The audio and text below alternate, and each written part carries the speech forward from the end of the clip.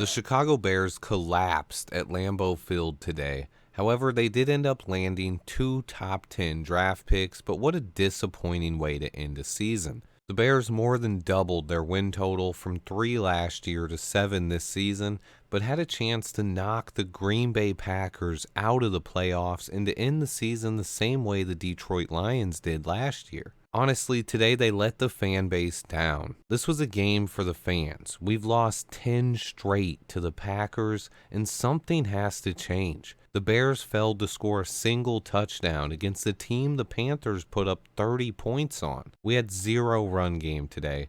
Khalil Herbert and Roschon Johnson combined for 48 yards on 17 carries, less than 2.9 yards a carry. Justin Fields was sacked 5 times and pressured on nearly every drop back. Meanwhile, the Packers got 5 yards per carry on the ground. They ran for 124, and Jordan Love had all day to throw for 300-plus yards and only take 1 sack. We again got out-coached by Matt LaFleur, and the players' post-game interviews have been telling. DJ Moore said we need better play calling. He said we have the players, we have the QB, but we need to put the players in better position to make plays downfield. DJ Moore is not a guy who ever just calls out coaches and is very careful with his words. So hearing this was telling for me. Like I said, it just come down to us being explosive on the offensive side. We got the players to do it. We got our quarterback to do it. You know, everything else we just need to call the plays that put us in position to have explosive down the field or catch and runs. Even on defense, DeMarcus Walker was asked if Eberflus and the coaches did enough to keep their jobs, and he said, "I don't know, man. That's up to Ryan Poles." He didn't take a shot at Eberflus or anything, but he didn't stick up for him at all either. The Bears will conduct end-of-season interviews with players tomorrow. I expect a lot of players in the locker room to stand up for Justin Fields and possibly take shots at this coaching staff. They will all be very careful with what they say to the media, but in the end-of-season interviews, I expect these guys to speak their mind. We won't get to hear any of that, but we will see what becomes of it over the next few months. Ryan Poles will have a press conference this week. I can't wait for that one. We also have 2 draft picks in the top 10, landing the number 1 overall pick and pick number 9. Thank you, Lovie Smith. Thank you, Carolina Panthers.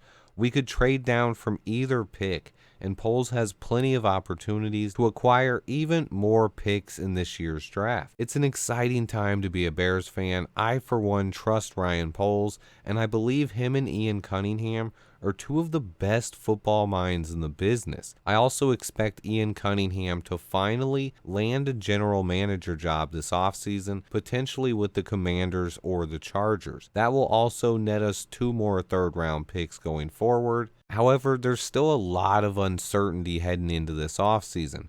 Will Ryan Poles stick with Justin Fields, or will he use this opportunity to take his guy, air quotes, at quarterback with 2 top 10 picks? And then with the coaching staff, will Matt Eberflus come back? And what about Luke Getsy? I think something has to give there, but what about Jalen Johnson and Darnell Mooney and other upcoming free agents? We have a lot of questions to answer this offseason, but this is a young, ascending roster with 2 top 10 picks and a guy who I believe is becoming one of the best GMs in football, Ryan Poles. What will he do this offseason? He again has a ton of flexibility, but I trust he will continue making this team better, and in 2024, I finally expect us to be playoff contenders again. Let me know what you guys think. This was a tough loss today. Appreciate everybody who watches and anyone who was there for the live stream. Please hit that like button for me. Stay tuned, and until next time, bear down.